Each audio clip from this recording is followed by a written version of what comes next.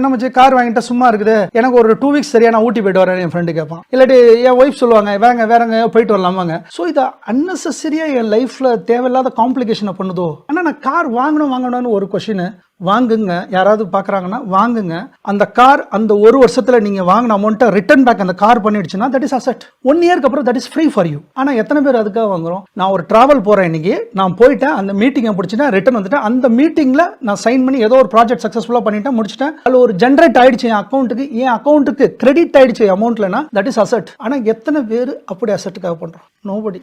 சரி, இப்போ இன்னொரு பக்கம் இதை பார்த்தோம் அப்படின்னா நிறைய பேர் எதுக்காக கார் வாங்குறாங்கன்னா, என் ஃபேமிலி நான் சேஃபாக கூட்டிட்டு போகணும், சேஃபாக கூட்டிட்டு வரணும், அவங்களுக்கு நான் தான் இதை அனுபவிக்கல, அவங்க இதெல்லாம் அனுபவிக்கணும்ல அப்படிங்கிற ஒரு மனப்பான்மையோட இருக்காங்கல்ல சார். உண்மைதான்.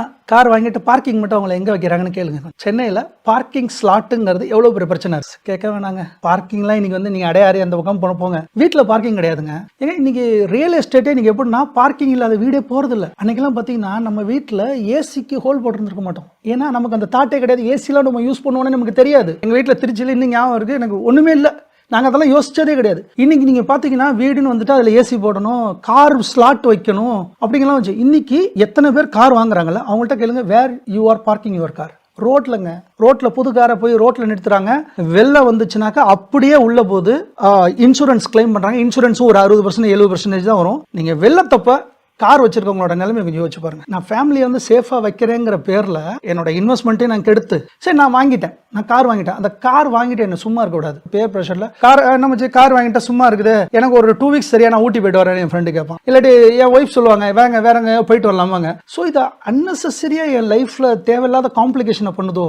பார்க்கிங் ஏரியா சரியில்லை, மழை வந்தால் அதை கவனிக்கணும். நான் என்னைய பார்ப்பேனா அந்த காரை பார்த்துட்டு இருப்பேன். நான் போட்டு காசு வாங்கிட்டு நான் உன்னைய கவனிச்சுட்டு இருந்தேன். அப்போ நான் என்ன தான் பண்ணுறது? என் ஸ்கில்ஸ் என்னோட வேலையை நான் பார்க்க வேணாமா? ஸோ இது ஒரு காம்ப்ளிகேஷனாக விஷயம் மாதிரி தெரியுது எனக்கு. நம்ம கார் வாங்கிட்டா சும்மா இருக்குது, எனக்கு ஒரு 2 வீக்ஸ் சரியா நான் ஊட்டி போயிட்டு வரேன் என் ஃப்ரெண்டு கேட்பான். இல்லாட்டி என் ஒய்ஃப் சொல்லுவாங்க, வேறங்க போயிட்டு வரலாமாங்க. ஸோ இதை அன்னெசரியா என் லைஃப்ல தேவையில்லாத காம்ப்ளிகேஷனை பண்ணுதோ. ஆனால் நான் கார் வாங்கணும்னு ஒரு கொஷின். வாங்குங்க, யாராவது பார்க்குறாங்கன்னா வாங்குங்க. அந்த கார் அந்த ஒரு வருஷத்துல நீங்க வாங்கின அமௌண்ட்டை ரிட்டர்ன் பேக் அந்த கார் பண்ணிடுச்சுன்னா தட் இஸ் அசெட். 1 இயர்க்கு அப்புறம் that is free for you. ஆனால் எத்தனை பேர் அதுக்காக வாங்குறோம்? நான் ஒரு டிராவல் போறேன், இன்னைக்கு நான் போயிட்டேன், அந்த மீட்டிங்கை பிடிச்சிட்டேன், ரிட்டர்ன் வந்துட்டேன், அந்த மீட்டிங்ல நான் சைன் பண்ணி ஏதோ ஒரு ப்ராஜெக்ட் சக்ஸஸ்ஃபுல்லாக பண்ணிட்டேன், முடிச்சிட்டேன், அதில் ஒரு ஜென்ரேட் ஆயிடுச்சு என் அக்கௌண்ட்டுக்கு கிரெடிட் ஆயிடுச்சு அமௌண்ட்லனா தட் இஸ் அசெட். ஆனால் எத்தனை பேர் அப்படி அசெட்டுக்காக பண்றோம்? நோபடி.